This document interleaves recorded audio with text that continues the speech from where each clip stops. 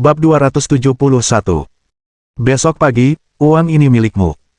Qin Han menyerahkan kunci mobil kepada Lin Yi ketika dia melihatnya. Baru pada saat itulah orang yang berdiri di pintu menyadari bahwa apa yang didengar dan dilihatnya bukanlah ilusi. Kaisar Zonghai yang terkenal, Qin Han, memang telah meminjam mobil pria ini. Aku ingin memberikannya kepadamu, tetapi kamu tidak menginginkannya, jadi sekarang aku harus mengendarainya kembali. Aduh! Pria dan wanita di pintu membelalakan mata mereka, rahang mereka ternganga karena terkejut.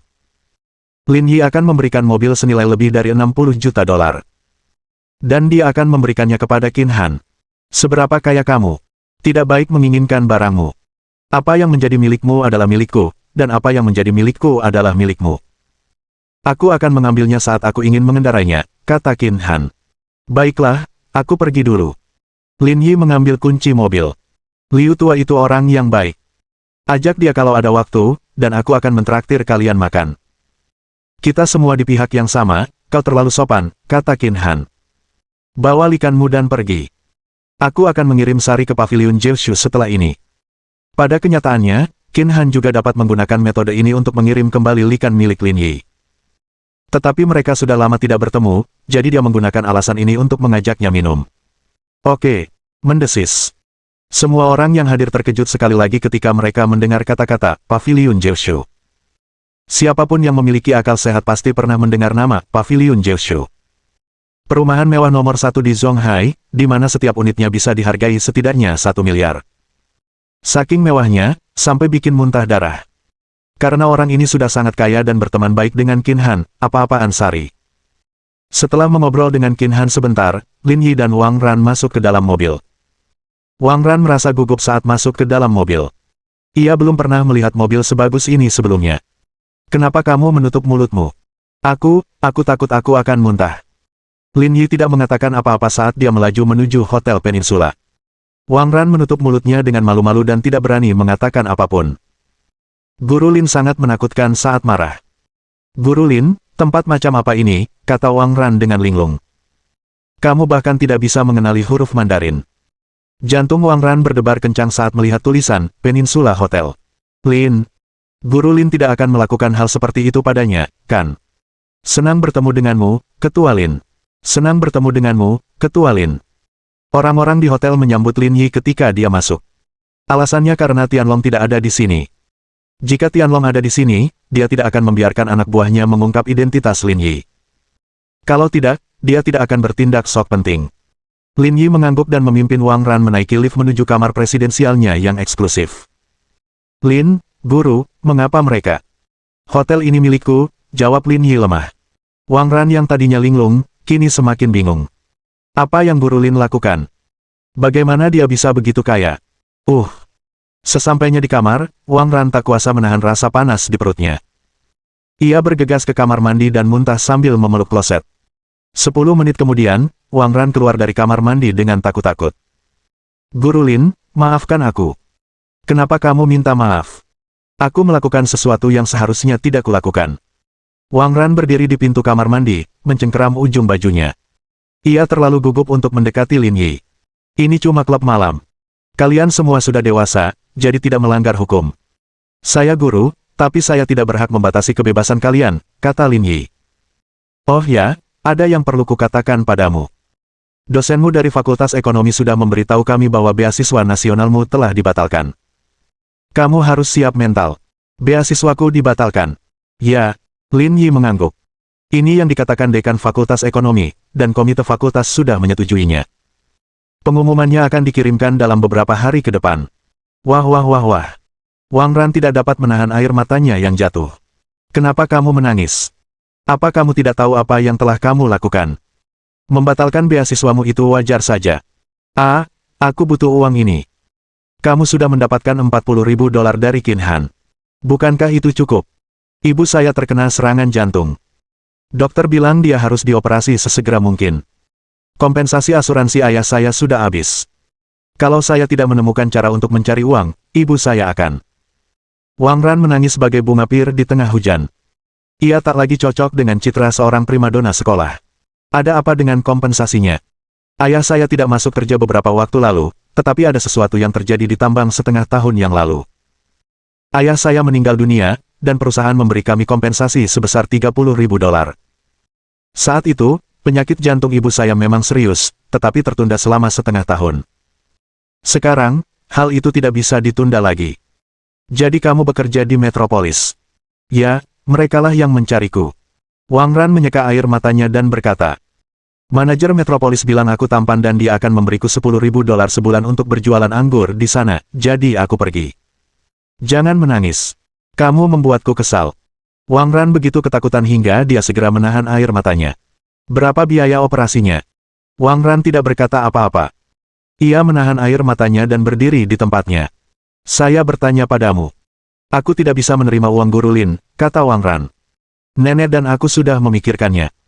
Jika kami menjual rumah selama masa ini, uangnya akan cukup untuk mengobati penyakit ibuku.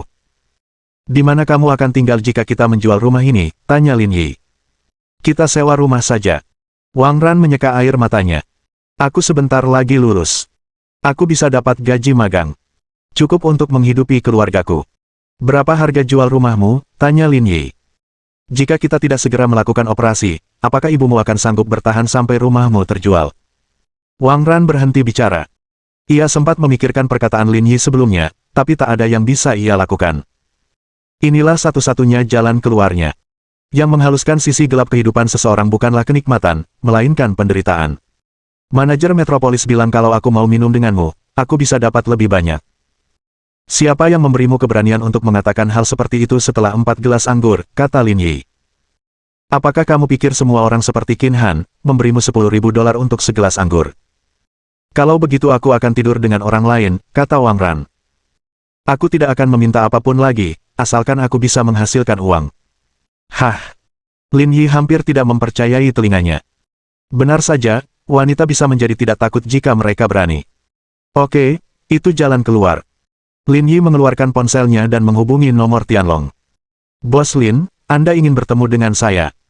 Suara Tianlong sangat keras, jadi jelas ada seseorang di sampingnya. Minta manajer yang bertugas untuk mengirimi saya uang tunai sebesar 500.000, saya di kamar 2618. Baik, Bos Lin, saya akan segera mengaturnya.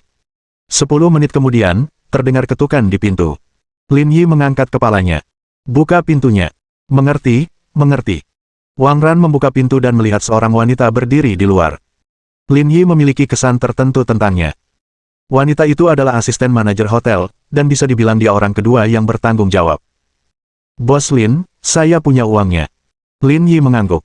Baiklah, cukup sekian untuk saat ini. Pintu tertutup dan Lin Yi mengambil koper itu. Ada setumpuk uang tunai di dalamnya, dan itu membuat jantung Wang Ran berdebar kencang. Lepaskan. Besok pagi, uang ini milikmu. Bab 272. Anjing wajah mati. Lin, Guru Lin, saya sangat menghormati Anda. Air mata Wang Ran jatuh lagi. Jangan menghinaku. Menghinamu, kata Lin Yi. Bagaimana aku bisa menghinamu? Orang lain bisa tidur denganmu demi uang, tapi aku menghinamu karena melakukan hal yang sama. Logika macam apa ini? Tapi ke guruku, aku sangat menghormatimu. Apa gunanya menghormatiku? Bisakah penyakit ibumu disembuhkan? Tanya Lin Yi. Apakah menurutmu aku orang baik hanya karena aku cantik dan seorang guru sekolah? Kalau bukan karena aku, kamu pasti sudah diseret ke hotel oleh orang lain hari ini. Apa kamu benar-benar berpikir tidur dengan seseorang akan menghasilkan banyak uang? Tanya Lin Yi. Jika kau benar-benar sampai pada titik itu, kau bahkan tidak akan tahu bagaimana kau mati. Itu juga tidak akan berhasil. Wang Ran menggertakkan giginya. Meskipun Guru Lin orang jahat, aku tetap menghormatimu. Lin Yi menghela napas. Pantas saja orang-orang kaya baru yang gendut itu suka menjaga mahasiswi-mahasiswanya. Kemurnian adalah salah satu faktornya, tetapi mudah tertipu adalah sifat yang paling penting. Kalau begitu, kau boleh terus menghormatiku. Lin Yi menopang kepalanya dengan satu tangan. Karena uangnya sudah ada, terserah padamu mau menerimanya atau tidak. Tak seorang pun berbicara di dalam kamar itu, hanya napas terengah-engah Wang Ran yang terdengar. Wang Ran menarik ujung gaunnya perlahan-lahan, memperlihatkan pakaian di baliknya. Guru Lin, aku tahu kau orang baik. Kau meremehkanku setelah apa yang kulakukan, kata Wang Ran ragu-ragu. Lanjutkan membaca. Tapi sebenarnya aku cuma jualan alkohol ke orang lain. Aku nggak pernah kelewat batas. Setidaknya, aku masih bersih sekarang. Kalau kamu nggak keberatan, aku mau nginep di sini sama kamu malam ini, tapi aku nggak bisa ambil uangnya. Bantuanmu terlalu besar, aku nggak bisa balikin. Jika kamu ingin tidur denganku, apa yang kamu inginkan sebagai balasannya? Saya tidak bernilai uang sebanyak itu. Sialan. Lin Yi mengumpat sambil berlari keluar ruangan. Aku sangat terkesan. Aku tak bisa menahannya jika bertemu orang sekeras kepala itu. Lin Yi pindah ke kamar lain dan langsung tidur. Keesokan paginya, dia masuk kelas untuk pertama kalinya. Lin Yi bangun pagi dan makan makanan ringan untuk persiapan kelas. Soal Wang Ran, Lin Yi sudah tidak mempermasalahkannya lagi. Dia punya uang, dan meskipun biaya pengobatan di Zonghai tinggi, itu sudah lebih dari cukup. Lin Yi melihat Wang Ran memegang celengan saat ia keluar dari hotel. Wang Ran berdiri di samping mobilnya, melihat sekeliling seperti pencuri. Kenapa kamu belum pergi? Tanya Lin Yi. Saya di sini untuk mengembalikan uangnya, kata Wang Ran dengan suara pelan. Guru, saya tidak menyentuh 1 sen pun uang ini. Silakan periksa. Ada 500.000 di sini. Bagaimana aku bisa memeriksanya? Bukankah hari sudah gelap saat aku selesai? Tanya Lin Yi. Wang Ran tampak malu. Aku tahu cara menghitung uang, dan aku bisa melakukannya dengan cepat. Aku bisa membantumu memeriksanya. Ambil uangnya. Jangan ganggu aku lagi. Guru Lin, jangan marah padaku, kata Wang Ran sambil berlinang air mata. Saya benar-benar tidak punya pilihan lain. Itulah sebabnya saya pergi ke Metropolis. Saya benar-benar tidak bisa menerima uang ini. Saya menghormati Anda, tapi ini bukan karena uang Anda. Apakah karena ketampananku? Wang Ran berhenti bicara. Memang benar dia menyukai Lin Yi karena ketampanannya. Hal ini ditambah dengan tindakan Lin Yi yang memukuli para mahasiswa asing, yang berdampak pada peningkatan kehidupan para mahasiswa di universitas tersebut. Wang Ran berhenti berbicara, diam-diam menyetujui permintaan Lin Yi. Sialan kau. Saya punya perusahaan, dan kamu kuliah ekonomi. Kamu bisa magang di perusahaan saya selama tahun terakhirmu. Uang ini adalah gaji awalmu. Benarkah? Wang Ran menatap Lin Yi, matanya masih basah oleh air mata, memberinya kecantikan yang berbeda. Palsu. Lin Yi memutar matanya sambil berlari dan masuk ke mobil, bersiap pergi ke kelas. Lin, Richard Lin. Ada yang lain. Mau kuantar pulang? Tidak. Wajah Wang Ran sedikit merah saat dia dengan gugup mengeluarkan cek. Guru Lin, bagaimana cara menyetorkannya ke bank? Bisakah saya menggunakannya untuk membayar di rumah sakit? Lin Yi terdiam. Masuk ke mobil, aku akan mengambilkan uangnya. Terima kasih, Guru Lin. Kata Wang Ran. Lin Yi menelepon Sugar setelah masuk ke mobil. Dilihat dari jadwal saat ini, Sugar pasti tidak bisa mengikuti kelas pertama, jadi dia meminta Sugar untuk membantunya membolos. Lin Yi membawa Wang Ran ke bank dan membantunya mencairkan cek sebesar $40.000 menjadi tunai. Akan tetapi dia tidak kembali ke sekolah, melainkan malah mengirimnya pulang. Guru Lin, saya akan pergi sendiri. Saya tidak akan merepotkan Anda. Tidak apa-apa. Kalau kamu mau pergi, kamu bisa naik bus saja setelah aku mengantarmu pulang. Wang Ran tampak malu. Guru Lin, Anda sudah tahu segalanya. Aku hanya menebak, apa sih yang bisa ku ketahui. 40 menit kemudian, Lin Yi tiba di distrik Suguang. Dalam perjalanan, Lin Yi menelepon Tianlong dan menyuruhnya menghubungi rumah sakit untuk menjemput ibu Wang Ran nanti. Mereka tiba di distrik Suguang lagi, dan mobil melaju dengan sangat mulus. Mobil-mobil lain secara otomatis menjaga jarak 5 meter dari mereka, dan tidak ada seorang pun yang berani mendekati mereka. Guru Lin, rumah saya agak kumuh. Jangan dipedulikan, kata Wang Ran. Rumah lamaku bahkan tidak sebagus rumahmu. Kamu cepat sekali melepas bajumu. Aku belum pernah melihatmu semalu ini sebelumnya. Guru Lin, jangan bilang begitu. Aku minum tadi malam dan aku jadi tidak bisa berpikir jernih. Kalau begitu, haruskah aku menuangkan anggur lagi untukmu? Tanya Lin Yi. Guru Lin, jangan menggodaku. Aku tarik kembali perkataanku, kata Wang Ran malu-malu. Lin Yi melirik ke atas. Naik dan lihat dulu. Rumah sakit sudah menghubungimu. Kamu bisa urus sisanya sendiri. Baiklah, terima kasih, Guru Lin. Keduanya tanpa sadar mempercepat langkah mereka. Wang Ran membuka pintu, dan sebelum mereka sempat berkata apa-apa, mereka melihat beberapa orang sudah ada di dalam ruangan. Lin Yi melirik orang-orang di ruangan itu dan mendapati ekspresi mereka semua cukup menarik. Mereka tidak tampak datang ke sini untuk menjenguk pasien, aneh sekali. Namun, jika mereka ada di sini, mereka pastilah kerabat Wang Ran. Lin Yi tidak terlalu memperhatikan yang lain. Ia melihat ke dalam kamar dan melihat seorang wanita parubaya terbaring di tempat tidur.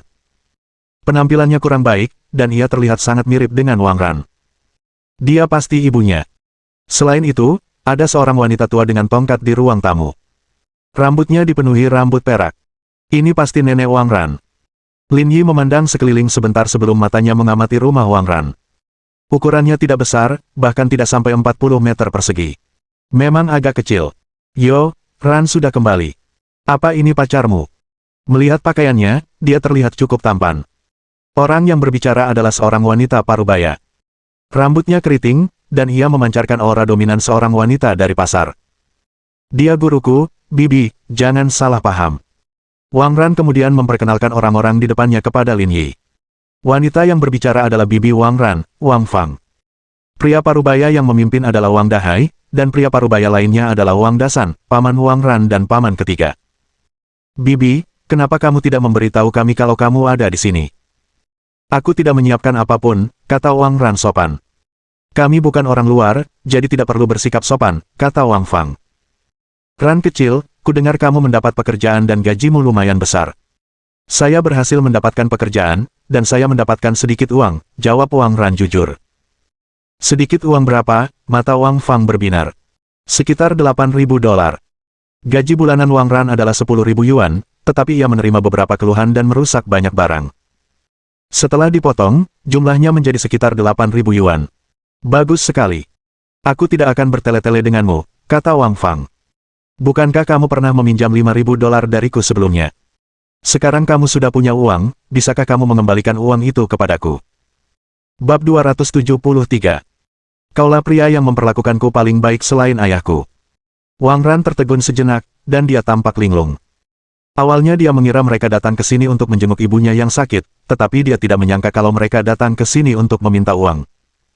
Bukan hanya 5.000 dolar milik bibimu, tapi juga 4.000 dolar milikku, kata Wang Dahai sambil tersenyum.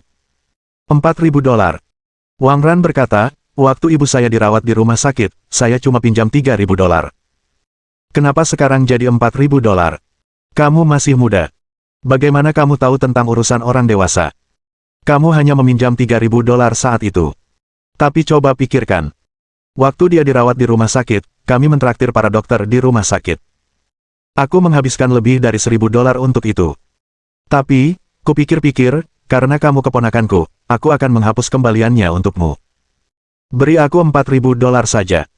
Paman, aku ada di sana waktu makan. Aku juga lihat tagihannya. Harganya cuma 500 dolar. Kenapa paman minta 1.000 dolar? Tanya Wang Ran dengan mata merah. Wang Dahai tercengang. Ia tidak menyangka Wang Ran sudah melihat tagihan terakhirnya. Ia tidak tahu bagaimana menjelaskannya. Bukan seperti yang kau kira. Padahal makanannya cuma 500 dolar, aku kasih mereka angpau merah 500 dolar. Apa kau tidak mau mengembalikan uang ini? Kalian terlalu berlebihan. Wang Ran sangat marah hingga tubuhnya gemetar dan air mata mengalir di pipinya. Ia tidak menyangka mereka akan mengucapkan kata-kata sedingin itu. Keponakan, jangan menangis. Aku tidak tahu bagaimana berbicara seperti ini kepadamu. Orang yang berbicara adalah paman kedua Wang Ran, Wang Dasan. Paman kedua, ada yang lain. Aku tidak meminjam uang darimu waktu itu, kan? Memang, kamu tidak meminjam uang. Tapi waktu kamu pertama kali dirawat di rumah sakit, bukankah bibi keduamu dan aku menemanimu selama beberapa hari? Tanya Wang Dasan.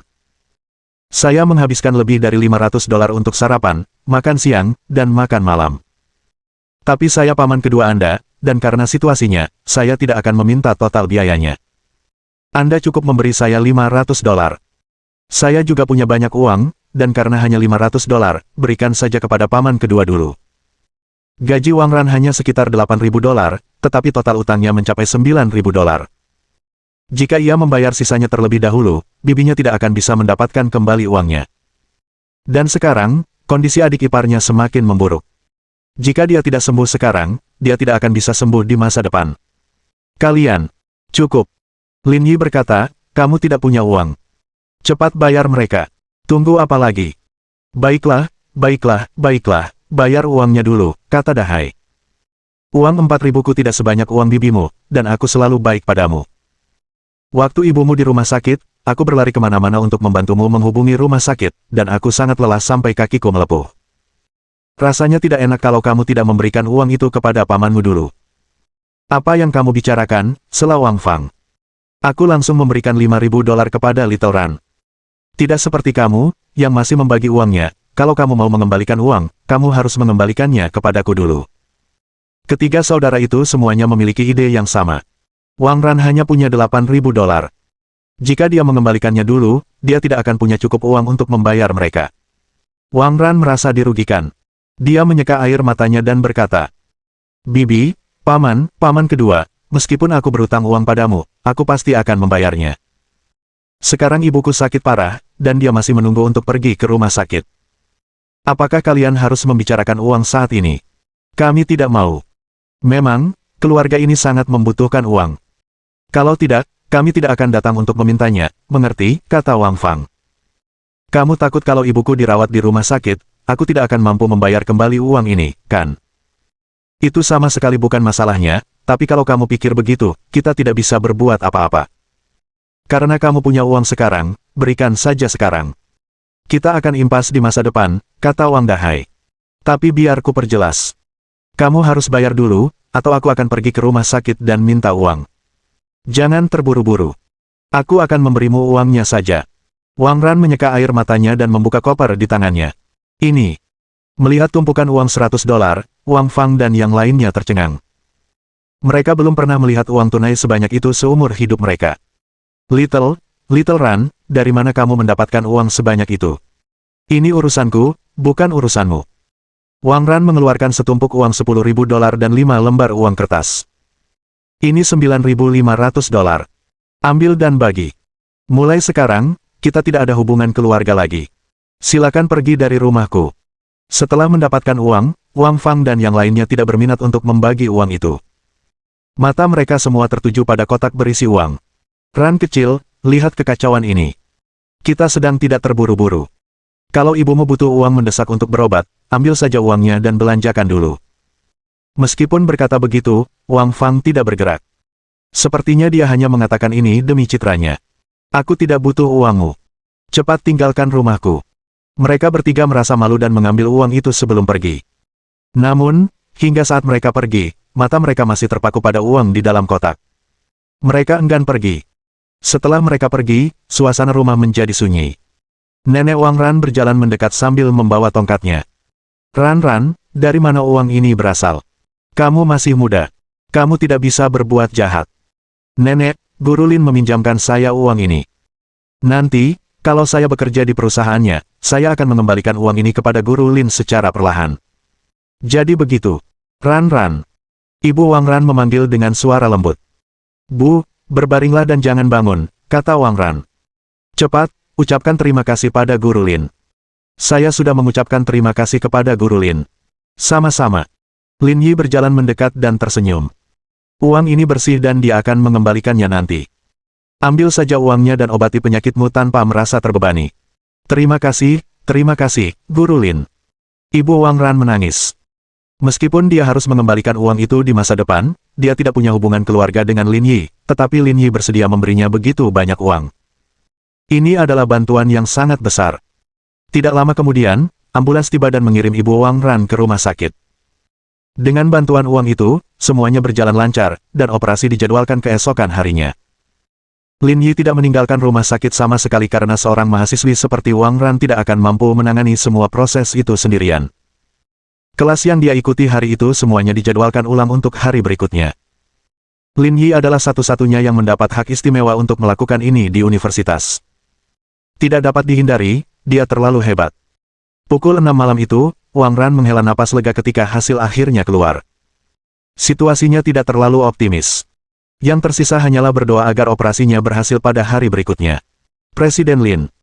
Di unit perawatan intensif, Wang Tianlong dan beberapa eksekutif hotel lainnya masuk sambil membawa buah-buahan di tangan mereka. "Apa yang kalian lakukan di sini?" Wang Tianlong terkekeh. "Kami di sini untuk memeriksa pasien dan melihat apakah ada yang bisa kami bantu." Lin Yi tidak tahu apakah harus tertawa atau menangis. Keahlian menjilat Tianlong sungguh luar biasa. Ia harus belajar darinya. "Terima kasih, Saudara Wang," kata Wang Ran. "Sama-sama," Tianlong tersenyum. "Kita semua berada di pihak yang sama." Lin Yi mengerutkan bibirnya. Ini bukan wanita dari rumah utama, jadi Wang Tianlong perlu mendekatinya. Baiklah, letakkan barang-barangmu dan pergi. Pasien sedang tidur, jadi jangan ganggu dia. Baiklah, baiklah, baiklah. Kalau begitu, kami pergi dulu. Setelah Tianlong dan yang lainnya pergi, Lin Yi dan Wang Ran juga keluar. Langit dipenuhi bintang-bintang, dan rumah sakit yang gaduh menjadi sunyi saat malam tiba. Guru Lin, terima kasih banyak telah membantu saya, kata Wang Ran. Guru sudah membantu saya seharian dan belum makan apapun. Biar saya traktir. Aku cuma sedikit lapar. Lin Yi menunjuk ke kios di luar. Belikan aku panekuk saja. Makan di luar terlalu menyita waktu, dan sekali suap saja sudah cukup. Ada perawat yang menjaga ibunya, tetapi Wang Ran tidak bisa berlama-lama di sana. Ya, ya. Guru Lin, tunggu aku akan segera mengambilnya. Kata Ran. Wang Ran berlari ke kios seolah tak lagi punya beban di dunia. Ia membeli 2 panekuk buah dan air mineral. Mereka berdua duduk di tangga sementara Wang Ran menggigit makanannya. Lin Yi, di sisi lain, melahap setengahnya. Jantung Wang Ran berdebar kencang. Selain para guru di kantornya, seharusnya dialah siswi pertama yang makan malam bersama Guru Lin. Guru Lin, selain ayahku, kaulah orang yang memperlakukanku dengan sangat baik, kata Wang Ran dengan suara rendah. Hah? Terus kenapa? Kamu mau berubah pikiran? Bab 274. 5 asuransi legendaris dan 2 emas. Tidak. Wang Ran begitu bingung hingga dia menjatuhkan setengah potong sosis ke tanah sebelum dia bisa menghabiskannya. Kau membuatku takut. Kalau kau benar-benar punya pikiran seperti itu, aku akan memberimu angpau tahun baru, kata Lin Yi.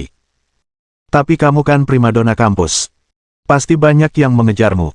Wang Ran sedikit malu. Tidak ada yang mengejarku karena keluargaku miskin. Itu wajar, kata Lin Yi.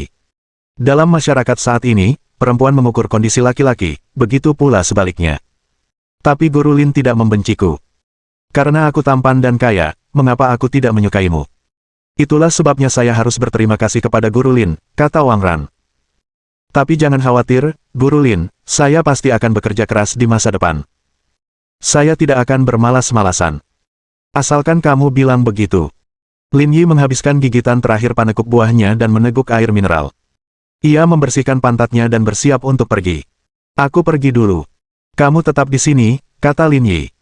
Aku akan membantumu mengajukan cuti kuliah. Kabari aku kalau ibumu sudah selesai operasi besok. Mengerti? Terima kasih, Guru Lin. Wang Ran membungkuk dalam-dalam kepada Lin Yi. Ayo pergi karena kita sudah selesai. Wang Ran segera bangkit. Baiklah, kembalilah. Aku bosan mendengarmu berterima kasih setiap hari, kata Lin Yi. Silakan baca on. Oke. Lin Yi melambaikan tangannya dan hendak pergi ketika Wang Ran menghentikannya dari belakang. Guru Lin, aku ingin bertanya sesuatu padamu, kata Wang Ran. Ada apa? Tanya Lin Yi. Waktu saya kerja di Metropolis, saya ketemu banyak pelanggan. Mereka suka dipanggil ayah sama kakak-kakaknya. Jadi apa? Guru Lin, kalau kamu suka, aku juga bisa memanggilmu begitu, asalkan itu membuatmu senang. Lin Yi. Apakah setiap wanita memiliki keinginan yang sama untuk ditaklukkan? Aku tidak punya anak perempuan sekecil kamu. Lin Yi pergi setelah menyelesaikan kalimatnya. Aku sudah 20 tahun, aku tidak kecil lagi. Wang Ran segera menyadari bahwa Lin Yi tidak sedang berbicara tentang usianya. Ukuran Kap B seharusnya masih baik-baik saja. Lin Yi tidak pulang setelah meninggalkan rumah sakit. Ia malah berkendara ke Danau Huaqing. Dia sudah mendapatkan set kekaisaran, jadi dia tidak bisa menyia-nyiakannya.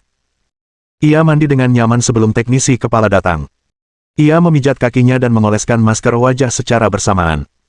Dering, dering, dering. Ponselnya berdering saat itu.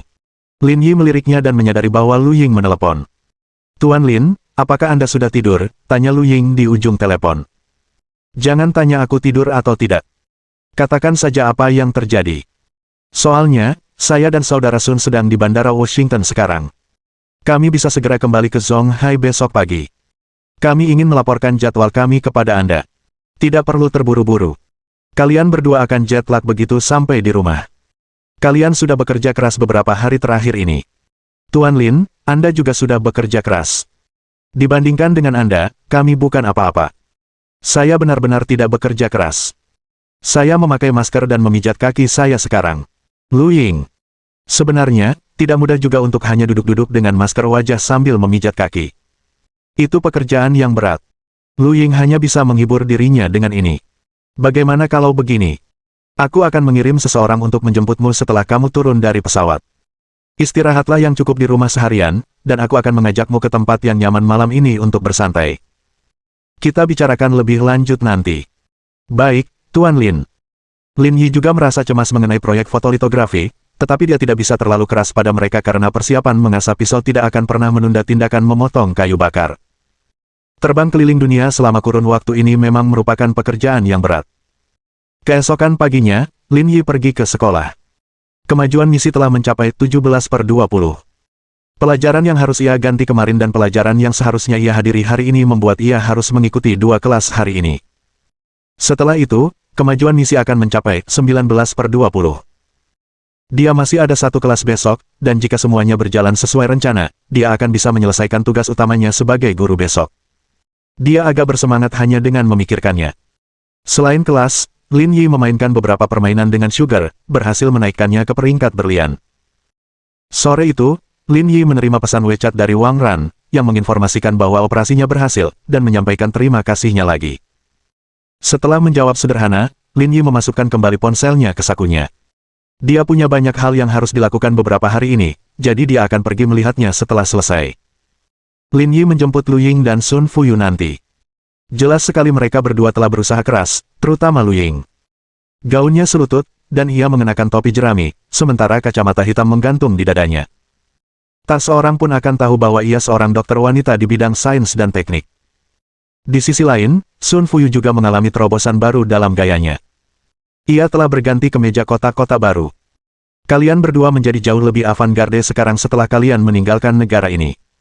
Sun Fuyu terkekeh. Kita berdua beli baju di toko bebas bea di bandara. Ini dari merek-merek ternama. Apakah merek besar membuat kemeja kotak-kotak? Tanya Lin Yi. Lin Yi menyadari bahwa kemeja kotak-kotak bukan hanya standar bagi para insinyur dan ilmuwan di negaranya. Mereka juga tampaknya memiliki selera yang sama di negara lain. Presiden Lin, jangan lihat aku. Lihat pakaian Little Ying. Bagus sekali, ya, kata Sun Fuyu. Cukup bagus, tapi tidak berguna. Dia harus melepasnya nanti, kata Lin Yi. Wajah Lu Ying memerah. Apa yang Tuan Lin katakan? Presiden Lin, apakah aku memaksakan diri? Tanya Sun Fuyu ragu-ragu. Haruskah aku pergi sekarang? Jangan pergi, lihat saja dari samping. Kata Lin Yi. Aku sudah menikah. Aku tidak butuh menantu perempuan. Apa gunanya mengawasi kalian berdua? Itu lebih menarik dengan cara itu. Su Fuyu menelan ludah. Jangan bilang ini seru buatmu, aku juga seru kok mendengarnya. Lin Yi mengantar mereka sampai ke Danau Huaqing. Sun Fuyu mendongak. Presiden Lin, kalau tidak salah ingat, ini pemandian umum terbesar di Zonghai, kan? Sepertinya kamu orang yang berkarakter. Sun Fuyu terkekeh. Aku dengar dari orang lain. Harganya tidak murah, dan aku tidak mampu membelinya. Sialan. Lin Yi mengumpat. Apa-apaan ini? Aku akan memberimu 20.000 lagi sebulan sebagai dana mandi khusus. Sebagai Direktur Institut Penelitian Longxin, kau bahkan tidak bisa bersantai. Bukankah itu tamparan di wajahku? Lu Ying. Dana mandi. Apakah ini yang disebut 5 asuransi dan 2 emas? Lin Yi menoleh ke arah Lu Ying. Kamu biasanya dipijat. Kalau iya, aku juga akan naikkan gajimu. Biasanya aku mandi di rumah, aku tidak datang ke tempat seperti ini. Meskipun dia adalah gadis sains dan teknik yang setiap hari berurusan dengan laki-laki, dia tetaplah seorang gadis, jadi dia masih peka terhadap hal-hal ini. Itu agak sulit. Aku akan meluangkan waktu untuk memberimu bak mandi agar kamu bisa memikirkanku setiap kali kamu mandi. Presiden Lin, bukankah lebih masuk akal memikirkanmu di malam yang sepi dan tak tertahankan ini, kata Sun Fuyu dengan nada cemberut. Apakah kamu tidak mandi sebelum melakukan apapun? Bab 275. Bos, bisakah kita tetap rendah hati? Itu benar. Sun Fuyu akhirnya mengerti. Saya mungkin hidup jauh lebih lama daripada Presiden Lin, tapi saya masih belum tahu banyak tentang kehidupan seperti Anda. Lu Ying. Apa yang mereka bicarakan? Mengapa kedengarannya begitu aneh? Jangan begitu. Aku sebenarnya orang yang sederhana. Aku hanya ingin mengajak kalian ke sini untuk bersantai setelah melihat kalian bekerja keras. Aku belum pernah ke tempat seperti ini sebelumnya, jadi jangan salah paham. Hei, Bos Lin, kamu di sini. Lin Yi baru saja memarkir mobilnya ketika dia melihat manajer lobi berjalan dengan antusias. Bagaimana teknik nomor 18? Haruskah aku mengundangnya lagi hari ini? Persetan. Kau merusak penampilanku yang polos. Seperti kata pepatah lama, mulut seorang pria adalah hantu pembohong. Lu Ying tidak tahu apa artinya ini sebelumnya. Sekarang dia mengerti. Kamu terlalu pandai berbohong. Tidak perlu nomor 18 hari ini, kata Lin Yi dengan wajah datar. Manajer lobi melirik Lu Ying yang cantik. Bos Lin, aku sudah tahu. Orang-orang selevelmu semuanya psikopat dan tidak menyukai gadis-gadis kami. Aku tidak menyangka kau akan membawa satu. Lu Ying. Aku cuma pamer kaki, dan yang ini cuma betisku. Kok bisa-bisanya disalahpahami? Mungkinkah karena saya mengenakan sutra hitam? Baiklah, hentikan omong kosongnya. Suruh seseorang menyiapkan kamar pribadi. Baik, Bos Lin. Lin Yi dan yang lainnya dipersilakan masuk. Mereka berendam sebentar sebelum memasuki ruangan dengan jubah mandi. Presiden Lin, apakah Anda sering datang ke sini? Sun Fuyu bertanya dengan rasa ingin tahu. Aku sebenarnya jarang ke sini, tapi aku punya teman bernama Qin Han yang bersikeras mengajakku ke sini. Aku tidak tahu bagaimana menolaknya, jadi aku terpaksa memaksakan diri untuk datang, kata Lin Yi sambil tersenyum. Hehehe, aku mengerti semuanya. Sun Fuyu tertawa. Saya akhirnya mengerti mengapa lembaga ini begitu kekurangan dana, kata Lu Ying. Kamu tidak mengerti. Ini namanya inspirasi. Kalau aku tidak datang ke sini siang dan malam untuk bersantai, aku tidak akan bisa menulis kode sumber chip 2.0 dalam semalam, kata Lin Yi. Lin Yi dan Sun Fuyu sudah familiar dengan tempat itu. Mereka berbaring dengan nyaman dan menikmati layanan yang ditawarkan. Lu Ying tidak punya kebiasaan disentuh oleh orang asing, jadi dia menolak tawaran Lin Yi. Sungguh menenangkan berbaring sendirian di tempat tidur. Ayo, kita bicarakan tentang bagaimana rencana terakhirmu berjalan, kata Lin Yi. Ayo, Ying kecil, kebetulan sekali kamu sedang bebas. Lin Yi memutar matanya ke arah Sun Fuyu. Apa maksudmu dia bebas? Dia juga sedang berusaha santai. Itu terutama karena aku tidak ingin pindah. Bajingan tua, balas Lin Yi. Lu Ying mengerutkan bibirnya dan mengumpat dalam hati. Kau memang seperti ini saat tua. Saya akan keluar sebentar untuk mendapatkan beberapa informasi.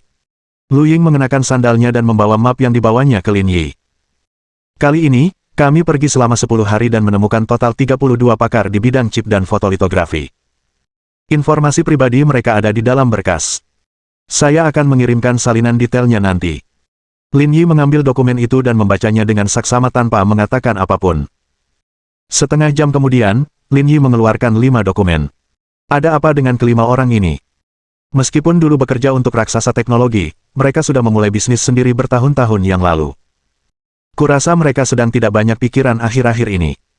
Dan biaya konsultasi yang Anda berikan kepada kami rata-rata $963.200 AS per tahun. Bukankah itu agak terlalu mahal? Begini, meskipun mereka sudah berkecimpung di bisnis ini selama bertahun-tahun, perusahaan yang mereka kelola dan koneksi yang mereka kumpulkan selama bertahun-tahun semuanya dapat digunakan untuk membuat mesin litografi, yang akan sangat memudahkan kami, kata Lu Ying. Jika Anda ingin mengembangkan mesin litografi, Anda tidak bisa melakukannya sendiri. Tidak berlebihan jika dikatakan bahwa mesin litografi adalah teknologi tercanggih di dunia.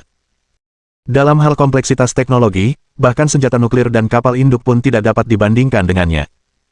Satu mesin litografi lengkap memiliki total lebih dari 5.000 komponen, dan semua produsen komponen ini adalah yang terbaik di bidangnya masing-masing. Yang ingin kami gunakan bukanlah teknologi mereka, melainkan koneksi mereka. Aku mengerti maksudmu, kata Lin Yi. Banyak pabrik besar di negara ini yang kerap merekrut para pemimpin yang sudah pensiun dari berbagai departemen terkait dan memberi mereka jabatan-jabatan penting. Namun, bisakah para pemimpin ini, yang pandai minum teh dan memancing, mengelola perusahaan dengan baik? Jawabannya tentu saja tidak, dan bosnya mengetahuinya. Namun, yang mereka inginkan adalah koneksi orang-orang ini. Jika mereka dapat membantu mendapatkan lampu hijau di saat yang penting, biaya yang dihemat atau manfaat yang tercipta mungkin tidak terbayangkan oleh orang awam. Oleh karena itu, apa yang dilakukan Lu Ying dan Sun Fuyu sepenuhnya masuk akal. Lanjutkan, kata Lin Yi. Menurut perhitungan saya dan Sun Bro, dengan 32 orang terampil ini, kami seharusnya bisa mendukung proyek litografi untuk sementara. Sedangkan untuk staf lainnya, kami bisa mencari mereka secara perlahan. Lin Yi mengangguk sambil mendengarkan. Lu Ying dan Sun Fuyu sama-sama orang yang bijaksana. Karena dia bilang itu mungkin, seharusnya tidak jadi masalah. Karena kita sudah menemukan orangnya, kapan kita bisa mulai mengerjakan mesin fotolitografi? Meskipun kita bisa mulai mengerjakan mesin fotolitografi sekarang, kami sarankan kita menunggu sedikit lebih lama, sekarang bukan waktunya. Lu Ying menyisir rambutnya dan melanjutkan. Ada orang penting. Kakak Sun dan aku sudah berusaha mencarinya selama 2 hari, tapi dia bahkan tidak memberi kami kesempatan untuk bertemu dengannya. Apakah kamu sudah mencoba semuanya? Ya, kami melakukannya. Lu Ying mengangguk, sedikit tertekan. Sun Bro dan aku sudah mencoba segala cara, tapi dia tidak memberi kami kesempatan. Kami tidak bisa berbuat apa-apa. Dia cuma pria parubaya yang jorok. Tak apa kalau kita tak membicarakannya. Lin Yi menatap Lu Ying. Tapi aku merasa kau bermalas-malasan. Tidak. Lu Ying berkata dengan serius, Kakak Sun selalu bilang, urusan gampang selesai kalau urusannya antara pria dan wanita, dan aku selalu yang pertama menangani urusan ini. Aku jelas tidak bermalas-malasan. Apakah rayuanmu tidak berhasil? Lu Ying. Di mana sepatu hak tinggiku? Tenang saja, suasana di sini terlalu suram. Aku cuma bercanda, kata Lin Yi sambil tertawa sambil memotong mangga dengan garpunya. Siapa orang ini? Apa dia sehebat itu? Dia sombong sekali. Dia adalah wakil presiden Microsoft, pakar fisik komputer, grafis, dan interaksi manusia komputer kelas dunia, Shen Tianzuo. Lu Ying terdiam sejenak. Meskipun kamu juga sangat hebat, menurutku dia tidak kalah darimu. Kalau kau bandingkan dia seperti itu, aku akan mengerti betapa hebatnya dia. Dia bahkan setara denganku. Dia jenius sekali. Lu Ying. Bisakah kita tetap bersikap rendah hati? Ia tahu situasinya sendiri. Di bidang lain, ia dianggap ahli, dan ia tak diragukan lagi cakap di mata orang biasa. Akan tetapi, dia jelas tidak memenuhi syarat di hadapan para petinggi industri itu. Meski begitu, dalam hal bidang chip komputer, Lin Yi tidak pernah benar-benar terkesan oleh siapapun. Karena dalam bidang ini, ia mendapat dukungan kebijaksanaan sang guru, dan pikirannya dipenuhi dengan semua kenangan tentang pendiri teknologi chip. Meski begitu, Lu Ying tetap mengatakan bahwa orang ini tidak seburuk dirinya. Jadi, orang hanya bisa membayangkan betapa hebatnya orang ini. Lagi pula, saat ini tidak banyak yang dapat dibantu oleh Lin Yi. Dia menguasai teknologi chip, tetapi membuat mesin fotolitografi adalah bidang yang sama sekali berbeda. Tidak banyak tumpang tindih, dan bahkan jika dia mencoba melakukannya sendiri, dia tidak akan banyak membantu. Lin Yi mengusap dagunya sambil mengumpat dalam hatinya. Sepertinya aku harus memikirkan cara untuk mengalahkan orang Tianzuo ini. Ini pertama kalinya aku mengejar seorang pria. Perasaan ini benar-benar membuatku tidak nyaman. Bab 276. Apakah kita masih perlu mempersiapkan diri dengan mereka? Apakah kamu yakin menginginkan orang ini? Lin Yi bertanya dengan serius. Sun Fuyu duduk dan berkata, saya pikir orang ini akan menjadi kunci pengembangan mesin fotolitografi kita. Kalau memungkinkan, kita harus merekrutnya. Lin Yi mengusap dagunya. Agak sulit. Aku tidak akan bisa menggunakan ketampananku. Lu Ying menghela napas. Tuan Lin, kita sedang membicarakan bisnis serius, seriuslah. Aku pakai baju sekarang. Apa yang tidak serius? Lu Ying, lupakan. Kita kesampingkan dulu masalah Shen Tianzuo. Aku akan pergi ke Amerika kalau ada waktu untuk melihat apakah aku bisa mengalahkan orang ini, kata Lin Yi. Apakah ada hal lain selain ini? Longxin sedang mengerjakan 3 proyek. Satu adalah chip, dan yang lainnya adalah ekosistem telepon baru. Yang tersisa hanyalah mesin fotolitografi, kata Lu Ying. Namun, tanpa mesin fotolitografi, pengembangan chip akan sangat lambat. Itulah sebabnya saya dan saudara Sun telah melakukan riset tentang hal itu. Kami akan memprioritaskan proyek chip terlebih dahulu dan menggunakan lembaga penelitian untuk mengembangkan sistem telepon.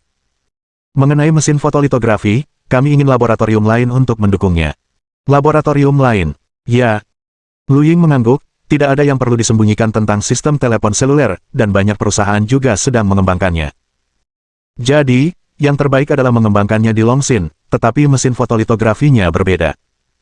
Ini adalah proyek rahasia tingkat militer, dan kami ingin merahasiakannya sebisa mungkin.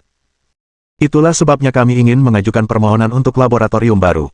Namun, itu baru ide kami. Mengenai bagaimana melakukannya, kami ingin Anda mempertimbangkan gambaran besarnya dan melihat apakah itu layak. Tidak masalah, kata Lin Yi tanpa berpikir. Sekarang, kalian bisa mulai menyiapkan peralatannya. Aku akan mencarikan tempat untukmu dalam seminggu agar tidak membuang-buang waktu. Terima kasih, Presiden Lin. Jangan panggil aku Presiden Lin. Kedengarannya aneh, kata Lin Yi. Panggil saja aku bos. Ya, kedengarannya lebih menarik. Kepala Lu Ying penuh tanda tanya. Itu gelar biasa. Apa yang membuat kita bersemangat? Sun Fuyu terkekeh. Kamu terdengar sangat muda dan belum berpengalaman. Apakah ada hal lain yang ingin Anda laporkan? Tidak untuk saat ini. Kalau tidak ada yang lain, kamu bisa pergi dulu. Kita akan menambahkan sesi lain di sini. Lu Ying. Lu Ying sebenarnya tidak terlalu suka pijatan. Ia berganti pakaian dan pergi begitu selesai melaporkannya. Sun Fuyu pun tak tinggal lama. Ia tinggal setengah jam lagi sebelum berpamitan dan pergi. Lin Yi tetap di sana sepanjang waktu, bahkan sempat tidur siang. Ia berkendara ke kantor pukul 8 keesokan paginya. Kelasnya adalah jam pelajaran kedua pagi ini, jadi Lin Yi tidak terburu-buru.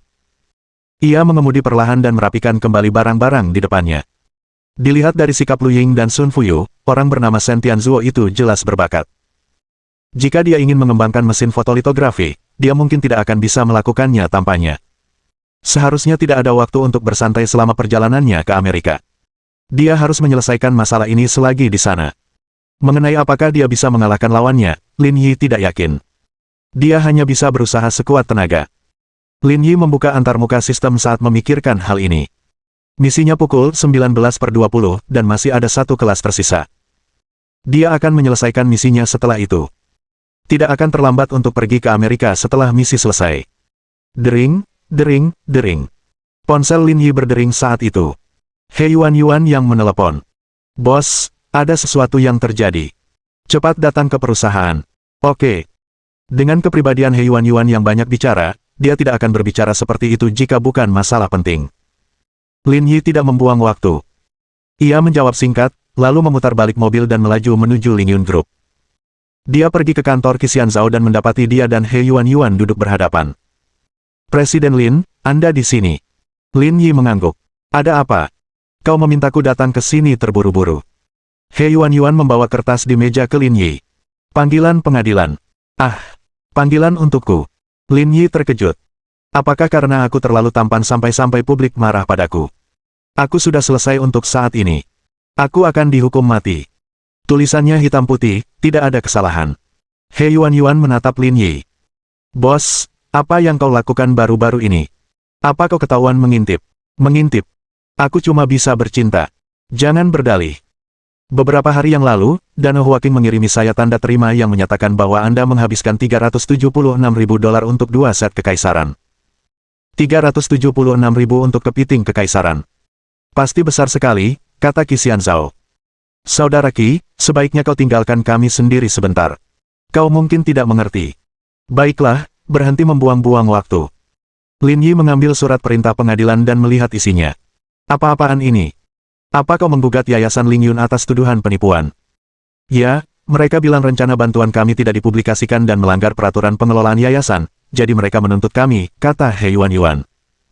Saya baru saja memeriksa. Pihak yang menggugat kami adalah Yayasan Tianhong yang terkenal, dan surat panggilannya dari pengadilan Zonghai nomor 2, kata Qi Xianzhao. Yayasan Tianhong ini bukan bahan tertawaan. Mereka milik grup Tianhong Zonghai, dan pemiliknya adalah keluarga Zhao dari Zonghai, salah satu keluarga papan atas di Tiongkok. Kedua, pengadilan Zonghai nomor 2 adalah medan perang utama mereka. Mereka tidak pernah kalah di sana. Ini hampir sama dengan Nanshan Pizza Hut milik Tencent, kata Lin Yi. Itulah yang kumaksud, kata Qi Xianzhao. Dan persidangannya dimulai besok. Jelas tidak logis. Pasti ada sesuatu yang mencurigakan, dan mereka tidak mau memberi kita waktu untuk bersiap. Lin Yi mengangguk. Dia tahu apa maksud Qi Xianzhao. Namun, mengapa Yayasan Tianhong begitu akrab dengan keluarga Zhao? Lin Yi memikirkannya dan akhirnya mengerti. Perjamuan amal yang dihadirinya beberapa hari lalu diselenggarakan oleh Yayasan Tianhong milik keluarga Zhao.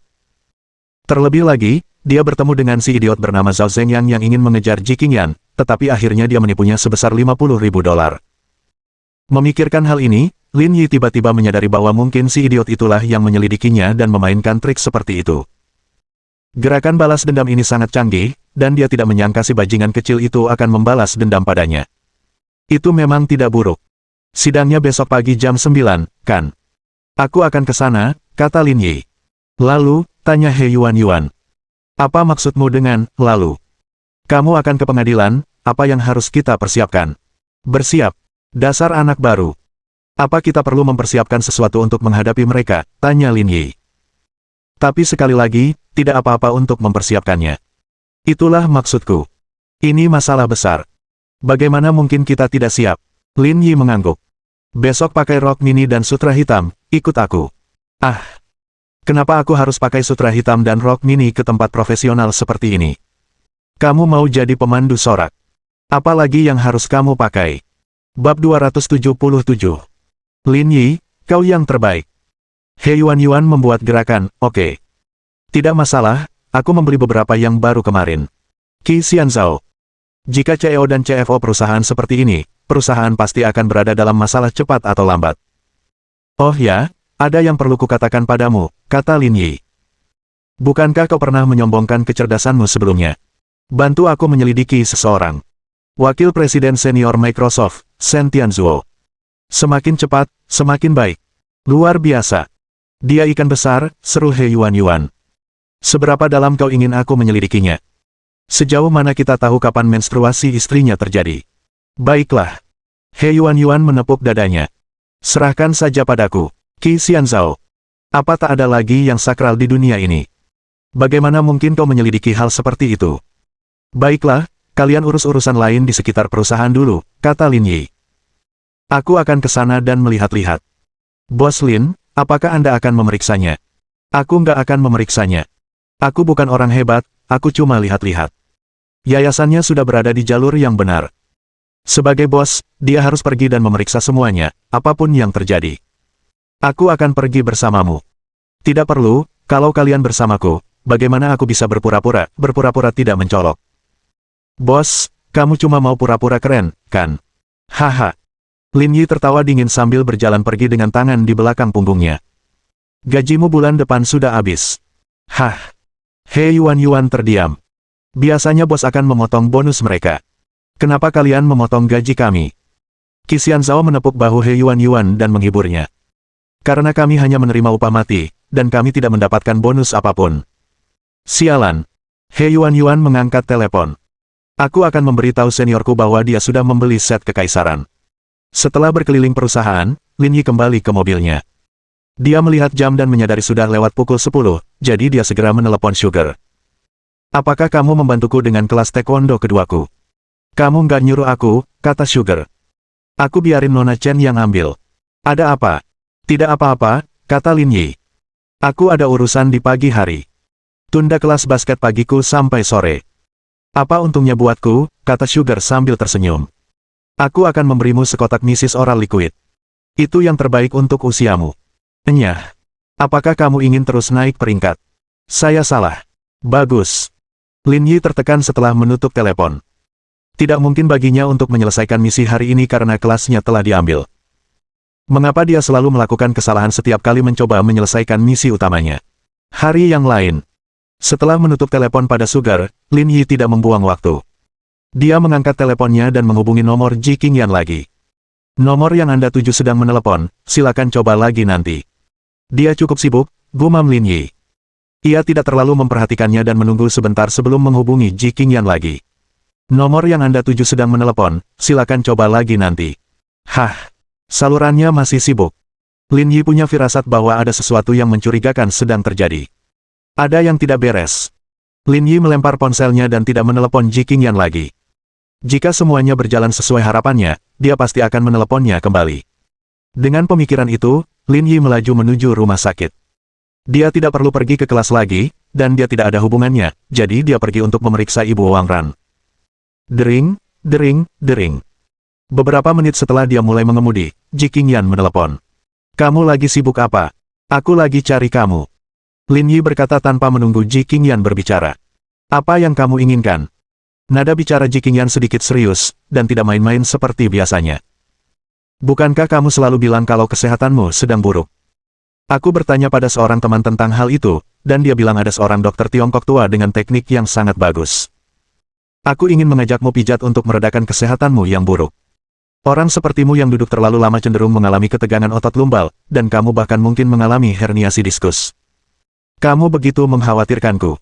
Aku baru saja mengatakannya dengan santai sebelumnya. Setelah mendengarnya, suasana hati Ji Qingyan sedikit membaik. Kamu baru saja menyebutkannya dengan santai, tapi itu masalah besar bagiku. Hehe, terima kasih atas perhatianmu, kata Ji Qingyan riang. Tapi lupakan saja soal pijat Cina. Aku baca di internet kalau banyak tukang bohong yang berbisnis di bidang ini. Aku nggak mau orang asing menyentuh tubuhku. Sudah kuduga kau akan bilang begitu. Aku bahkan sudah menyiapkan pijat pilihan kedua untukmu. Pilihan pijat kedua apa? Dokter Tiongkok tua itu punya seorang putri, dan dia mewarisi ajarannya. Dia mengelola bisnis fisioterapi di Danau Huaqing, kata Lin Yi. Kakak perempuan itu orangnya baik. Aku membelikanmu set menu kekaisaran waktu itu. Kamu harus mengunjunginya kalau ada waktu luang. Mencari uang memang penting, tapi kamu harus menjaga kesehatanmu. Ji Qingyan tersentuh ketika mendengar Lin Yi membelikannya kartu anggota, dan dia diam-diam mengutuk He Yuan. Beraninya dia menjelek-jelekkan Lin Yi di belakangnya. Ini keterlaluan. Jelas itu kartu untuknya. Sungguh orang yang berbisa. Aku nggak mau pijat.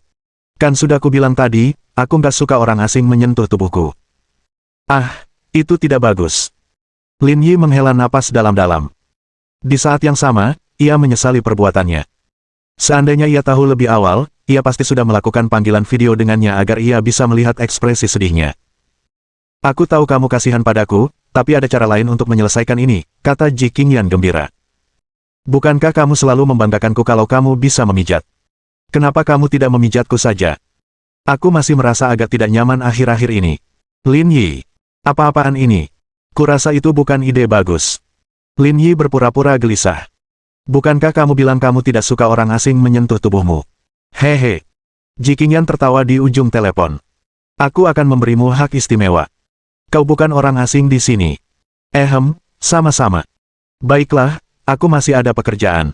Aku tidak akan bicara denganmu lagi. Jangan tutup teleponnya dulu, kata Lin Yi. Ada apa? Ada yang lain, tanya Ji Qingyan. Kamu tidak bisa memijat hari ini. Orang tuaku akan datang malam ini. Aku harus menemani mereka. Bukan itu yang ingin kubicarakan, kata Lin Yi serius. Kurasa kamu terlalu keras bekerja akhir-akhir ini. Aku ingin kamu santai saja. Santai. Ji Qingyan tertegun. Bukankah kita sudah sepakat kalau kamu akan memijatku? Itu cara yang bagus untuk bersantai. Kamu bercanda. Aku sudah memikirkannya. Aku sedang tidak ada kegiatan akhir-akhir ini, dan aku ingin mengajakmu ke Amerika. Kudengar ada Disneyland terbesar di dunia di sana. Aku selalu ingin mengajakmu ke sana, tapi aku terlalu malu untuk bertanya. Benarkah? Aku sebenarnya sangat ingin pergi. Dari nada suaranya, jelas bahwa tingkat kegembiraan Ji Qingyan telah mencapai puncaknya. Daya tarik Disney masih sangat besar. Tentu saja benar. Buat apa aku berbohong padamu? Aku bisa mengatur pekerjaan, tapi bukankah kamu dosen? Bisakah kamu pergi begitu saja? Tanya Ji Qingyan cemas. Bagaimana kalau kita tidak pergi ke Amerika? Ada Disneyland di Zhonghai, ajak aku ke sana saja. Saya tidak bisa berbuat apa-apa jika kita pergi ke Disney di Zhonghai. Kami tinggal di Zhonghai setiap hari. Rasanya tidak nyaman pergi ke Disneyland di Zhonghai, jawab Lin Yi. Bagaimanapun juga, ini pertama kalinya aku mengajakmu keluar. Kita harus berusaha sekuat tenaga. Soal sekolah, kamu tidak perlu khawatir. Aku bisa mengatur semuanya. Benarkah? Tidak akan menyita banyak waktumu. Tentu saja tidak. Waktuku sangat malas. Aku akan mengikuti jadwalmu saja. Kalau begitu aku akan menyelesaikan pekerjaanku terlebih dahulu dan memesan tiket pesawat. Ya, aku akan mengikuti rencanamu. Hehe, kamu baik sekali. Aku akan memberimu hadiah, kata Ji Qingyan. Bab 278. Perusahaan saya hanya memiliki 2 gedung. Lin Yi menggosok dagunya setelah menyelesaikan rencana untuk pergi ke Amerika. Aku anak yang pintar. Lin Yi memasukkan ponselnya ke saku, membeli beberapa buah, dan pergi ke rumah sakit. Dia baru saja mencapai pintu masuk bangsal keamanan tinggi ketika dia mendengar keributan di dalam sebelum dia membuka pintu. Suaranya terdengar agak familiar. Dia mendorong pintu hingga terbuka dan melihat beberapa orang berdiri di dalam. Selain Wang Ran dan ibunya, Lin Yi hanya mengenal 3 orang. Di dalamnya ada bibi pertama, dan paman kedua Wang Ran. Dia tidak tahu siapa pasangan muda lainnya. Guru Lin, Anda di sini. Alis Wang Ran yang berkerut mengendur saat melihat Lin Yi masuk. Ia menyambut Lin Yi dengan gembira. Bahkan ibu Wang Ran yang tengah berbaring di tempat tidur pun mengangguk pada Lin Yi sambil tersenyum sebagai bentuk sapaan. Ada banyak orang di sini, seharusnya aku datang lebih awal. Yo, Guru Lin sudah datang. Masuk, masuk. Berbeda dengan pertama kali, bibi Wang Ran menyambut Lin Yi dengan senyum hangat. Nak, mari kuperkenalkan dirimu, kata Wang Fang sambil menarik pemuda itu. Ini guru Wang Ranku, Lin Yi. Biaya operasi bibimu ditanggung oleh guru Lin. Setelah perkenalan, Wang Fang memperkenalkan putranya kepada Lin Yi. Guru Lin, ini putra saya dan sepupu Wang Ran, Chen Yongxin. Kemarilah, Guru Lin, izinkan aku memperkenalkanmu juga. Paman Wang Ran, Dahai, menghentikan gadis muda itu. Guru, ini putri saya, Wang Tong. Dia baru saja lulus kuliah dan sekarang menjadi pegawai negeri sipil. Dia belum pernah berpacaran selama bertahun-tahun. Wajah Wang Tong menunjukkan sedikit rasa malu. Ayah, apa yang ayah bicarakan? Ah, apa yang perlu dipermalukan? Ini cuma perkenalan biasa, nggak ada yang istimewa. Wang Tong menatap Lin Yi dengan malu-malu, merasa jantungnya hendak melompat keluar dari tenggorokannya. Guru Wang Ran terlalu tampan. Dahai tertawa sambil menatap Lin Yi. Guru Lin, apa pendapatmu tentang putriku? Apakah ada yang salah dengannya? Guru Lin, apa yang kamu bicarakan? Dahai sedikit marah, tapi dia tidak menunjukkannya. Bukankah kamu bilang kamu belum pernah pacaran? Kamu sudah lama tidak mendekatinya, jadi pasti ada yang salah. Dahai tersenyum canggung. Tidak, Guru Lin, tolong jangan salah paham. Ini jelas bukan seperti yang Anda pikirkan. Putri saya sangat sehat. Karena dia sehat tetapi belum ada yang mengejarnya, maka masalahnya ada pada penampilannya, komentar Lin Yi. Simpan uang untuk masa depan. Kamu sudah membesarkannya bertahun-tahun. Kalau dia sendirian dan bangkrut, rugi besar. Wang Tong hampir marah ketika dia dihentikan oleh Wang Dahai. Lin Yi ini berhasil mendapatkan $500.000 sekaligus. Latar belakang keluarganya pasti cukup baik. Mereka tidak bisa berselisih dengannya dulu. Mereka masih harus mendapatkan beberapa keuntungan darinya. Nak, sampaikan salamku pada Guru Lin. Chen Yongxin mengangguk acuh tak acuh dan mengulurkan tangannya. Hubungi aku kalau ada masalah yang tidak bisa kau selesaikan di Zonghai. Aku punya kakak laki-laki yang baik, bos di daerah ini. Dia bisa membantumu dengan apapun. Yo, serius. Apa kakakmu sekuat itu? Lin Yi memegang tangan Chen Yongxin erat-erat, ekspresinya gembira. Mengapa aku harus berbohong kepadamu tentang hal seperti itu? Meskipun kondisinya tidak sebaik Lin Yi, Chen Yongxin selalu berpura-pura. Dia kaya, tetapi dia dan Lin Yi berada di dua jalan yang berbeda, dan koneksinya mungkin tidak lebih buruk dari Lin Yi. Bagus sekali, kata Lin Yi sambil menggenggam tangan Chen Yongxin erat-erat. Ada hal lain yang membuatku sakit kepala, kata Lin Yi. Tentu, silakan. Chen Yongxin berkata sambil tersenyum. Aku bisa membantumu dengan banyak hal. Bahkan jika aku tidak bisa melakukannya, aku bisa mencari kakak laki-lakiku yang baik dan membantumu menyelesaikannya. Begini. Beberapa hari yang lalu, saya meminjam $500.000 dari rentenir dan memberikannya kepada Wang Ran. Hanya dalam beberapa hari, bunganya naik $100.000. Bisakah Anda memikirkan cara untuk membantu saya menutupi kekurangan $600.000 itu? Ekspresi Chen Yongxin membeku. Kamu ingin aku membantumu mengembalikan uang itu? Ya, kata Lin Yi. Bukankah kau bilang kau mampu dan kau kenal seorang kakak yang baik? Itu cuma beberapa $100.000. Itu bukan apa-apa bagimu. Kamu bercanda. Kaulah yang memulainya. Baiklah, sudahlah. Wang Fang melangkah keluar untuk meredakan suasana. Mereka hanya akan membuang-buang waktu jika mulai berdebat. Lin Yi mengabaikan yang lain dan menatap Wang Ran. Bagaimana kondisi Bibi? Seharusnya tidak ada masalah, kan? Ya. Dokter bilang operasinya berhasil, tapi dia harus dirawat di rumah sakit untuk observasi selama seminggu. Dia tidak akan bisa melakukan pekerjaan berat setelah pulang. Begitulah penyakit jantung. Kita tidak boleh marah atau lelah. Kita harus pulih secara perlahan. Dokter juga bilang begitu. Saya akan memperhatikannya setelah saya pulang nanti. Apakah uang yang kuberikan padamu cukup? Ya. Masih ada lebih dari $200.000 tersisa, kata Wang Ran. Setelah dia keluar dari rumah sakit, saya akan mengembalikan sisanya kepada Anda. Ayo, Ran kecil, apa yang kamu bicarakan? Wang Fang menyela, setelah dia pulang, kamu harus bayar obatnya, dan kamu masih sekolah. Kamu bahkan tidak punya sumber penghasilan, jadi setidaknya kamu harus menyimpan sedikit untuk keamanan. Saat ibuku pulih, aku tidak akan butuh uang sebanyak itu. Aku bisa bekerja paruh waktu, dan setelah aku menyelesaikan magangku di tahun terakhirku, aku bisa pergi ke perusahaan Guru Lin. Dengan begitu, aku bisa menghidupi keluargaku. Dia punya perusahaan. Wang Fang dan yang lainnya terkejut. Lin Yi hanyalah seorang dosen, bagaimana mungkin dia punya perusahaan? Mungkinkah itu bisnis keluarga? Jika memang begitu, maka dia pasti generasi kedua yang kaya. Guru Lin, bolehkah saya bertanya nama perusahaan Anda? Tanya Wang Fang. Itu pertanyaan yang sangat lancang. Wang Fang sedikit malu. Kamu guru Wang Ran, dan kupikir kamu orang luar, jadi aku bertanya. Itu hanya perusahaan kecil yang tidak layak disebut. Haha, bukankah perusahaan kecil juga butuh nama? Chen Yongxin memasukkan tangannya ke saku, ekspresinya tenang. Dia belum bisa menahan amarahnya karena dipermainkan Lin Yi tadi. Itu nggak bagus, kan? Kamu bikin aku kedengaran kayak lagi pamer. Meskipun kamu kaya, koneksi sosialku juga lumayan. Kamu terlalu banyak berpikir. Benar sekali, kata Wang Tong. Kau terlalu puas diri. Katakan saja namanya. Aku mungkin sudah tahu, kata Chen Yongxin. Dan kakak laki-lakiku yang baik hati bekerja di bidang teknik. Aku mungkin bisa memperkenalkanmu pada beberapa proyek saat aku kembali dan berbicara dengannya. Itu Lingyun Group di Century Avenue. Sebesar itu dan cuma terdiri dari 2 gedung. Agak susah ngurusnya. Bab 279. Tentukan kepada siapa Anda akan meminjamkan uang. Puff. Chen Yongxin dan Wang Tong hampir muntah darah ketika mendengar kata-kata Lin Yi. Perusahaan Anda adalah Lingyun Group di Century Avenue. Ya, grup Lingyun itu, kata Lin Yi sambil menghela napas. Sejujurnya, karena perusahaan ini terlalu kecil, kami hanya mengerjakan proyek-proyek kecil senilai beberapa miliar. Mereka sangat sibuk setiap hari, tetapi akhirnya tidak menghasilkan banyak uang. Ini membuat rambut saya memutih.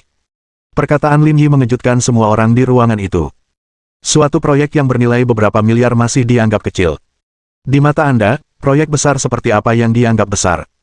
Yongxin, grup Lingyun ini sepertinya cukup besar. Kenapa aku belum pernah mendengarnya sebelumnya? Tanya Wang Fang. Karena usia mereka, Wang Fang dan yang lainnya tidak tahu banyak tentang Lingyun Group. Anda mungkin belum pernah mendengar tentang Lingyun Group, tapi saya yakin Anda pernah mendengar tentang Twin Towers. Aku tahu soal itu. Waktu dibangun, bahkan ditayangkan di televisi.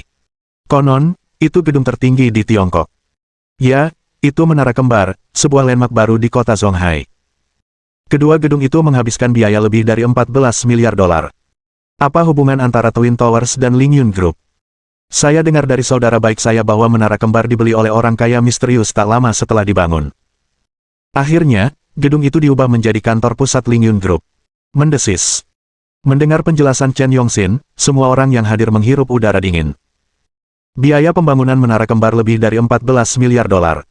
Jika dijual, bukankah harganya akan lebih mahal lagi? Lagi pula, jika menyangkut bangunan seperti ini, seharusnya tidak ada pinjaman yang bisa diambil untuk mendanainya, bukan? Pada saat itu, semua orang di ruangan itu mengalihkan perhatian mereka ke Lin Yi. Seolah-olah dia bukan lagi sekedar manusia, dan dia sekarang adalah seorang pria emas yang berbalut uang tunai. Lebih jauh lagi, dia bahkan tampak bersinar. Dengan kekayaannya saat ini, ia bahkan tidak perlu mengurus mereka sendiri. Bahkan jika sedikit uang yang keluar dari tangannya akan cukup untuk mereka gunakan seumur hidup. Aku benar-benar tidak menyangka kamu tahu begitu banyak tentang perusahaanku. Bagus sekali, kata Lin Yi sambil tersenyum. Bisakah kau meminta kakakmu yang baik hati itu untuk membantuku mendapatkan beberapa proyek senilai lebih dari 5 miliar? Tidak masalah meskipun nilainya 10 miliar. Perusahaan kami bisa menanganinya. Terima kasih sebelumnya. Guru Lin, kau benar-benar pelawak. Sehebat apapun kakak laki-lakiku, dia tidak mungkin bisa mengerjakan proyek sebesar ini, kata Chen Yongxin canggung. Jadi kamu hanya membual. Kali ini, Chen Yongxin tidak membantah atau marah. Matanya penuh sanjungan. Wang Tong pun sama, ia masih marah karena Lin Yi mempermalukannya. Sekarang, dia sama sekali tidak marah. Kalau bukan karena banyaknya orang di sini, dia pasti sudah mengatakannya dengan lantang. Permalukanlah aku sepuasmu. Guru Lin, bibi ketiga saya baru saja selesai dioperasi dan masih perlu istirahat. Bagaimana kalau kita bicara di luar? Tanya Chen Yongxin ragu-ragu. Tidak apa-apa juga. Kita semua boleh keluar. Jangan ganggu istirahat pasien. Sekelompok orang berjalan keluar dan berdiri di koridor.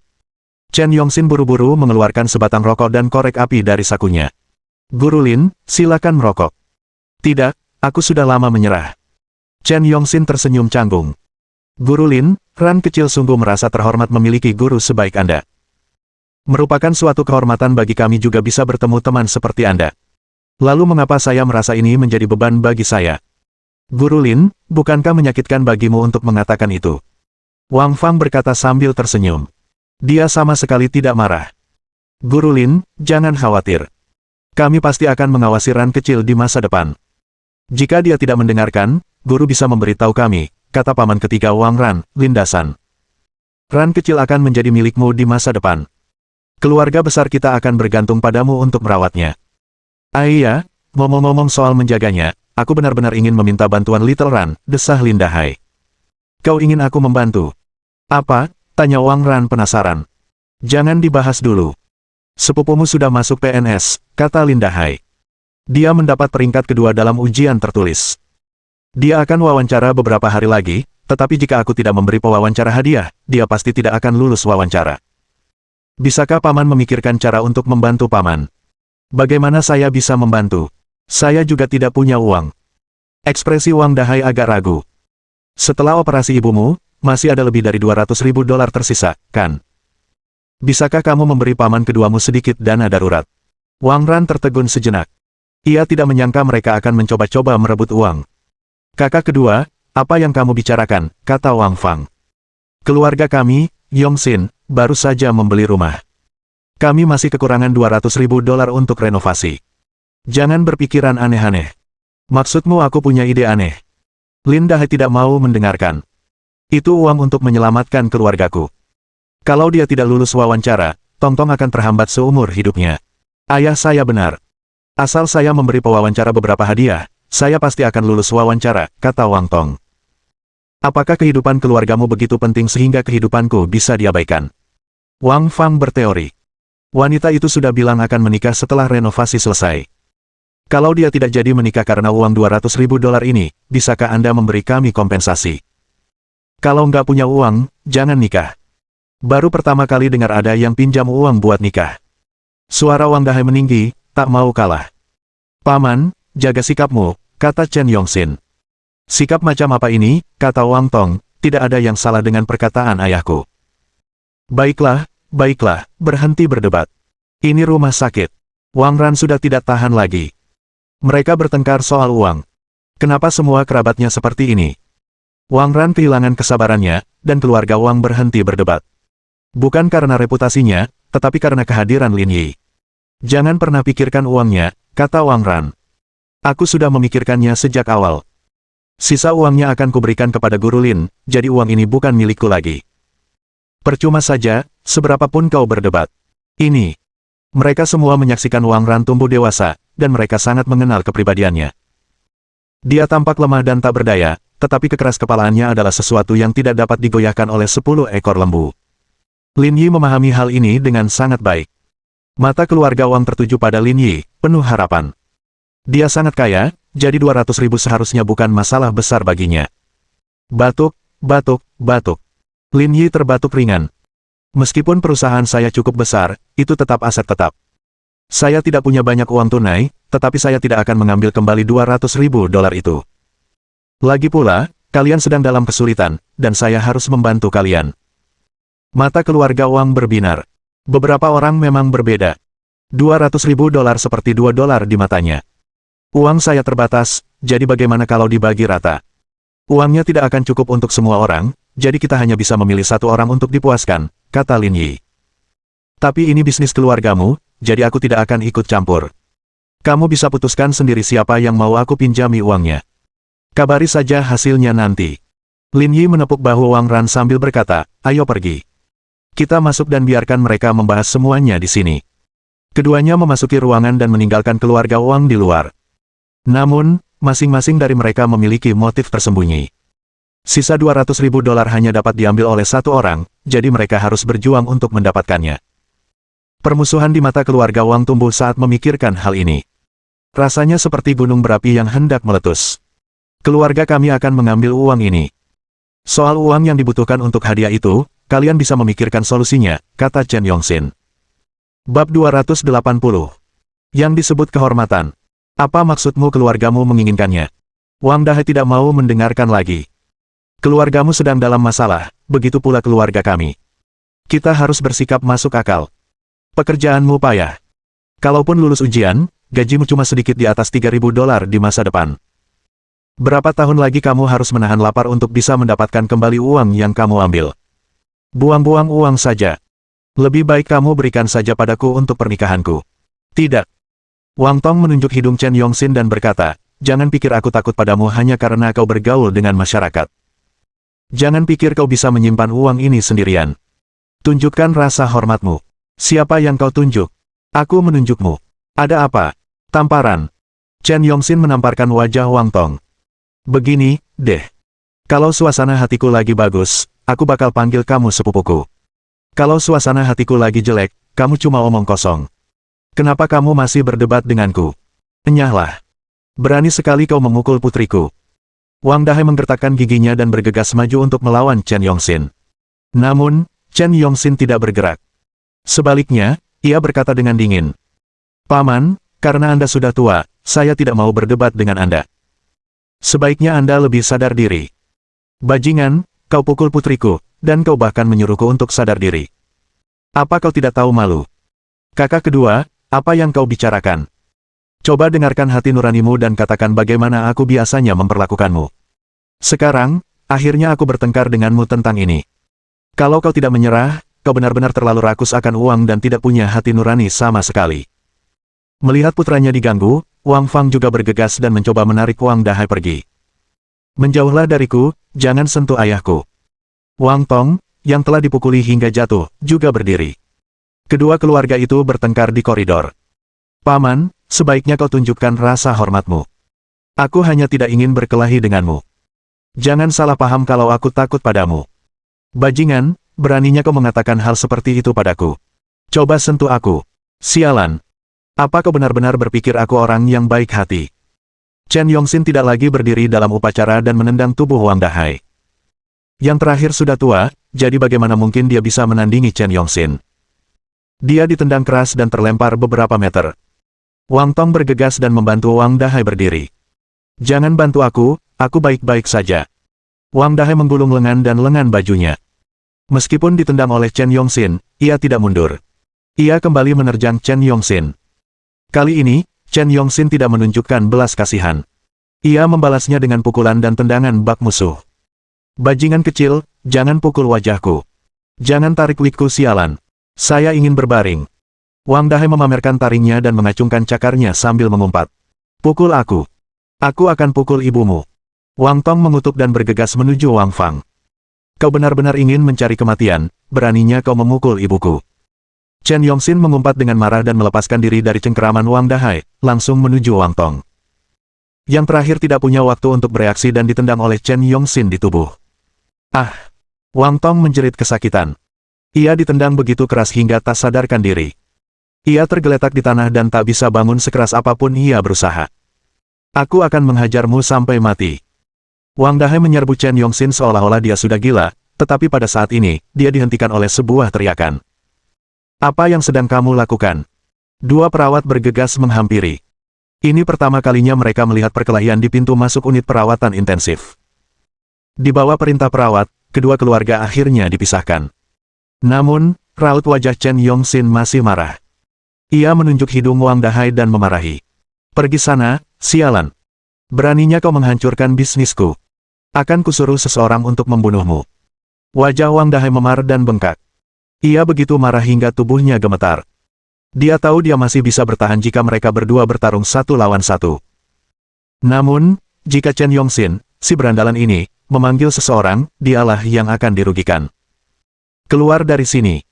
Biarkan aku katakan padamu, mulai sekarang, kedua keluarga kita akan terpisah satu sama lain. Apa kau tidak tahu apa yang terjadi di keluargamu sendiri? Apa kau pikir kami peduli punya saudara miskin sepertimu? Mulai sekarang, aku hanya peduli pada Ran kecil. Kalian bukan apa-apa. Kalian cuma orang-orang yang nggak tahu terima kasih. Kalian rakus uang. Setelah mengumpat, Wang Dahai mendukung putrinya dan meninggalkan rumah sakit. Apa yang masih kau lakukan di sini? Apa kau ingin ikut campur juga? Tanya Chen Yongxin menatap Wang Dasan. Tidak, tidak. Keluarga kami tidak punya masalah besar, dan kami tidak butuh uang. Aku tidak akan ikut campur. Wang Dasan tersenyum dan berkata, kalian pergi saja. Paman kedua ada urusan dan akan pergi dulu. Chen Yongxin tidak berkata apa-apa.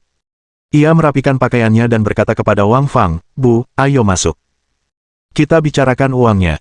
Sekarang semuanya milik kita. Wang Fang mengangguk sambil gemetar.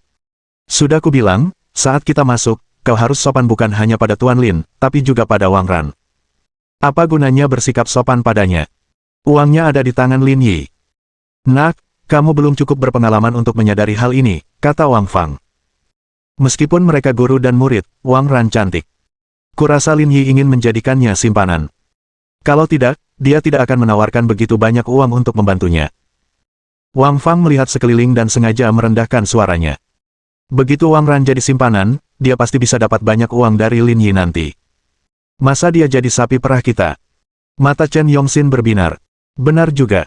Aku harus lebih sopan padanya. Ya, kamu harus lebih sopan. Setelah berdiskusi sebentar, keduanya merapikan pakaian mereka agar terlihat lebih rapi sebelum berjalan menuju bangsal. Di dalam bangsal, Wang Ran sedang memberi makan ibunya sup dengan mangkok kecil. Guru Lin, sepertinya mereka sedang berkelahi di luar. Jangan bilang kau ingin aku menjadi penengah dalam perkelahian ini. Aku bahkan tidak punya kekuatan untuk mengikat ayam. Aku tidak akan bisa membujuk mereka sama sekali. Wang Ran mencibir. Keenam mahasiswa asing itu dikalahkan dengan mudah tanpa kesulitan.